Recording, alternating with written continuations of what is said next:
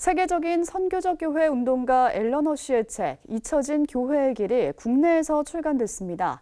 이 책의 출판을 기념하면서 국내의 선교 전문가들이 모여서 책의 발간에 의의를 나누는 자리가 마련됐습니다. 이빈나 리포터가 보도합니다.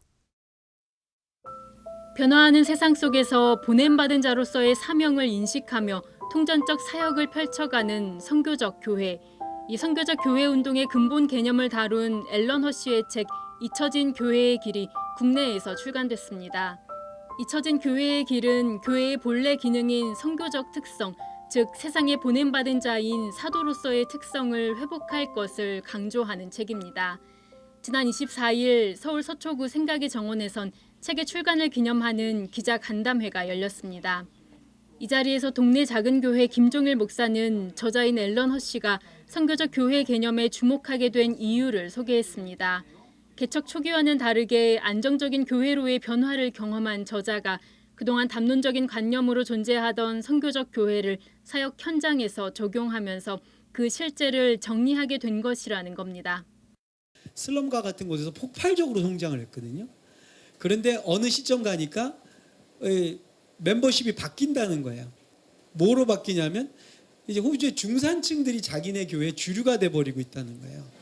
이분은 자기 교회가 그렇게 된 것을 문제라고 느끼고 이거는 아니다라고 얘기를 해서 다시 처음에 자기들이 개척했던 그때의 모습이 무엇이냐를 성도들하고 끊임없이 이제 탐구하고 리서치하면서 그 형태로 다시 돌아가려고 하고, 그것이 이제 이분이 어떻게 보면 이 선교적 교회의 중요한 어떤 아이디어나 생각들을 만들어내는 계기가 된 게, 책에서는 교회가 회복해야 할 사도적 특성을 예수는 주님이시다를 중심으로 둘 것과 선교적 성육신적 추진력을 갖출 것 등 6가지 요소로 제안하며 교회가 나아가야 할 방향을 제시합니다.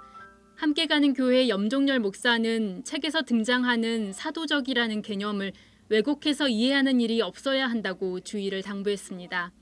이 사람은 원래 그 성경의 언어를 회복해야 된다고 해서 사도적을 쓰는 거예요. 사도적이라고 할 때 우리가 이해할 거는 미셔너리구나라고 이해해야 된다는 거죠. 원래 성경적으로 보면. 웨스트민스터 신학대학원 대학교 김선열 교수는 사도적인 공동체로서의 교회는 지금의 한국 교회에서도 꼭 필요한 개념이라고 설명했습니다.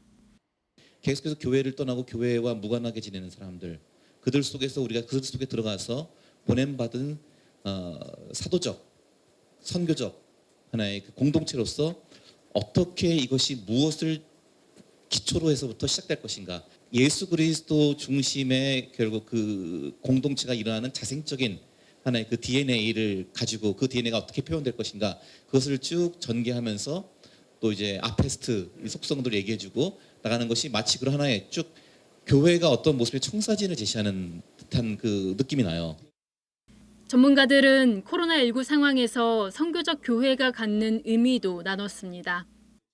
선교적 교회에 대해 종합적으로 다루며 교회의 본질을 정립한 책 잊혀진 교회의 길은 대안적 교회 훈련학교 개척학교 숲이 기획해 출판사 아르카가 펴냈습니다. CBS 뉴스 이빈나입니다.